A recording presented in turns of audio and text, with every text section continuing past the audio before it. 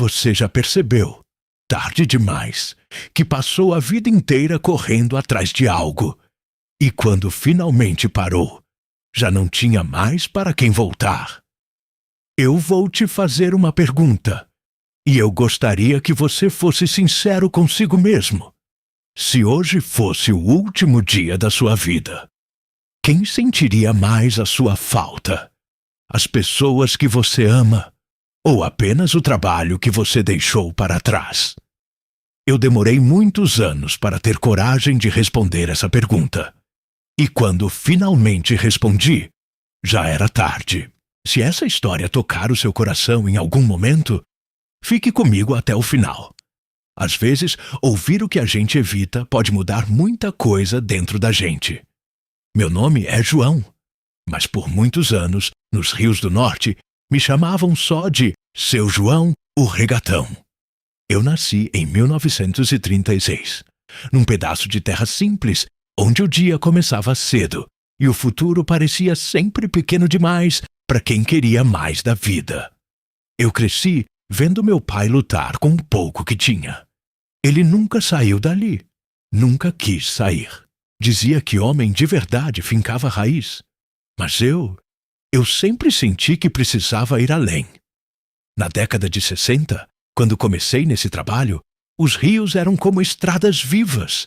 Era por eles que chegava de tudo: tecido, ferramenta, querosene, espelho, até notícia. E foi ali que eu encontrei minha chance. Eu comprei minha primeira embarcação com dinheiro emprestado. Pequena, madeira simples, motor barulhento, mas era minha. Ali começou a vida que eu achei que ia me fazer alguém. Eu carregava tecidos coloridos, pequenos enfeites, joias simples, coisas que faziam os olhos das pessoas brilharem nas comunidades ribeirinhas. E cada venda, cada viagem, cada retorno com dinheiro no bolso, me fazia acreditar que eu estava no caminho certo. Eu dizia para mim mesmo: é só mais um tempo, é só mais uma viagem. Depois eu vou descansar. Mas o tempo, ele não espera ninguém descansar.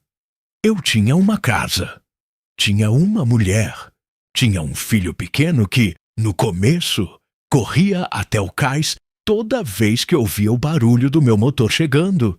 E eu tinha tudo isso, mas nunca tinha tempo, porque eu estava sempre levando coisas para vender e deixando coisas muito mais importantes para trás. Naquela época, o norte do Brasil era outro mundo. Os rios eram caminhos, os barcos eram vida, e o tempo parecia correr diferente.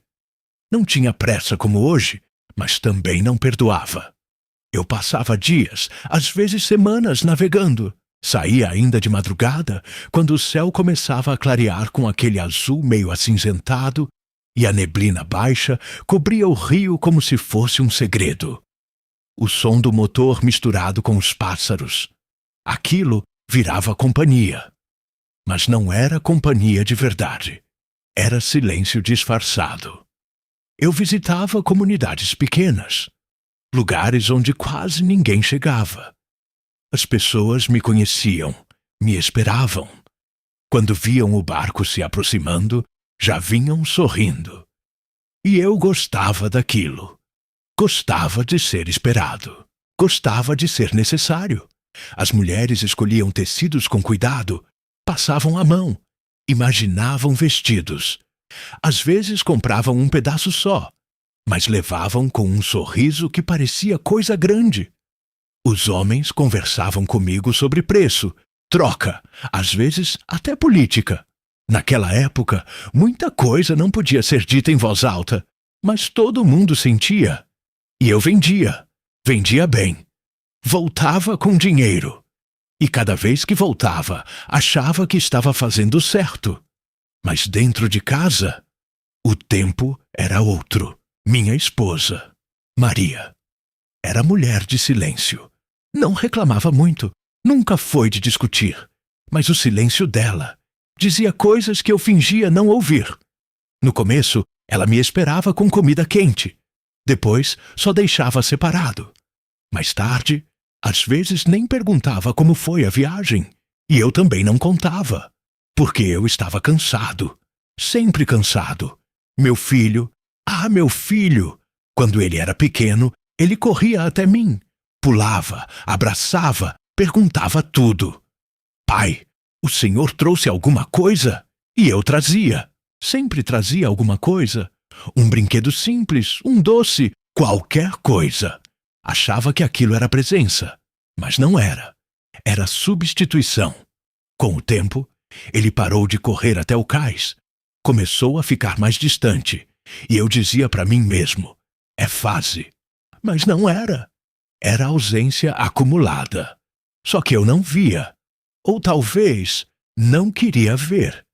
Porque admitir aquilo significava aceitar que todo o meu esforço talvez estivesse errado. E eu não podia aceitar isso. Então eu fazia o que era mais fácil.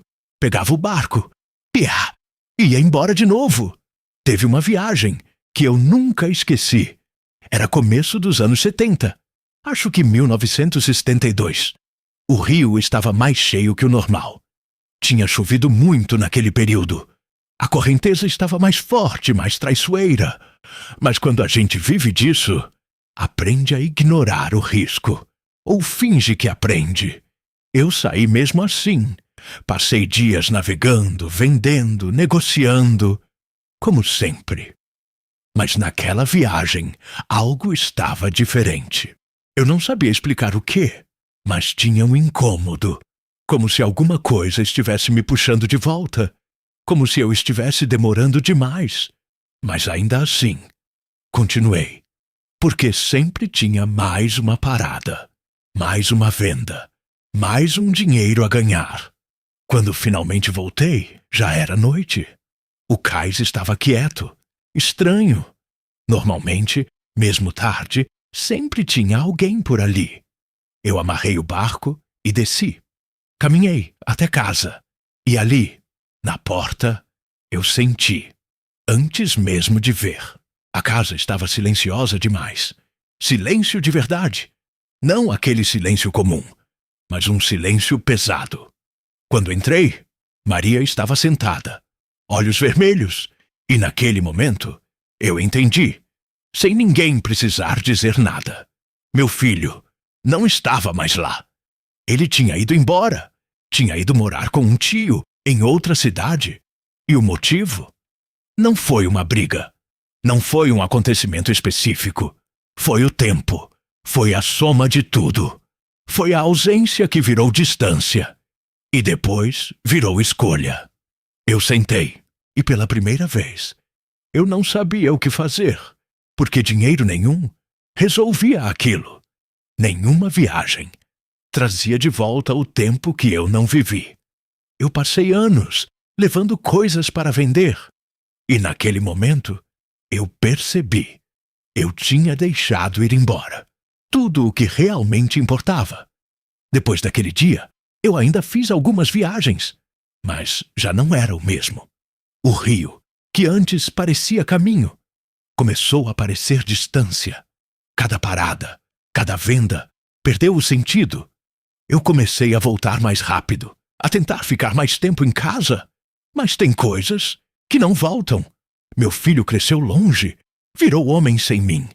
E eu virei um pai cheio de lembranças e poucos momentos. Maria ficou, mas nunca mais foi igual. O silêncio dela ficou mais profundo. E eu finalmente aprendi a escutar. Hoje, olhando para trás, eu entendo. Trabalhar é importante. Buscar uma vida melhor também é. Mas nada disso substitui presença. Nada compra tempo. Nada paga um abraço que não foi dado. Se você me perguntar hoje o que foi mais valioso na sua vida, eu não vou falar do dinheiro, nem das viagens, nem do que eu conquistei. Eu vou falar do que eu perdi. Porque foi ali, na perda, que eu entendi o valor. Então, eu te faço a mesma pergunta, agora com mais calma. quem você está deixando para trás, enquanto corre atrás do que acha que é importante. Ainda dá tempo. Às vezes, ainda dá, mas nem sempre.